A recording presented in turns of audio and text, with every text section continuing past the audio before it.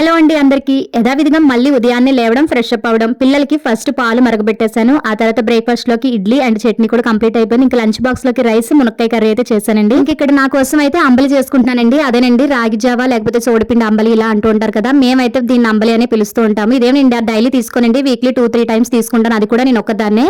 And ఇదేంటంటే మనం రాత్రి పడుకునేటప్పుడే కొద్దిగా సోడిపిండిని అయితే తీసుకొని ఉండలు లేకుండా వాటర్ వేసుకొని కలుపుకొని మూత పెట్టేసి ఉంచుకొని ఒక రాత్రి అంతా పులిస్తే టేస్ట్ అనేది బాగుంటుంది. అంతేకాకుండా ఇలా పులబెట్టడం వల్ల ఇమ్యూనిటీ పవర్ కూడా ఉంటుందండి. ఆ నెక్స్ట్ డే మార్నింగ్ ఒక గిన్నెలోకి వాటర్ తీసుకొని కొద్దిగా సాల్ట్ వేసుకొని ఆ వాటర్ మరుగుతున్నప్పుడు బొంబాయి చట్నీకి ఎలా తిప్పుకుంటూ వేస్తామో అదే విధంగా మనం ఈ కలిపెట్టుకున్న రాగి పిండిని కూడా అందులో వేసేసుకోండి. ఒక 5 నిమిషాలు ఉడికించిన తర్వాత కొద్దిగా మజ్జిగ 2 స్పూన్లు పెరుగు తీసుకొని అందులో కొద్దిగా వాటర్ వేసుకొని బాగా కవ్వంతో చిలికేసి ఆ పల్చటి మజ్జిగను కూడా ఇందులో వేసుకొని తాగడం వల్ల చలవ చేస్తుందండి. ఇంకొంచెం టేస్ట్ కావాలి అనుకుంటే అందులో కట్ చేసిన ఉల్లిపాయ, పచ్చిమిరపకాయ, కొత్తిమీర అట్లు వేసుకొని తిన్నా కూడా టేస్ట్ అయితే బాగుంటుంది. టేస్ట్ కోసమే కాదు కదండి, మనకి ఇది తీసుకోవడం వల్ల అందం నుంచి ఆరోగ్యం వరకు ముఖ్యంగా వెయిట్ లాస్ అవ్వడానికి ఈ ఫుడ్ అయితే చాలా ఉపయోగపడుతుందండి.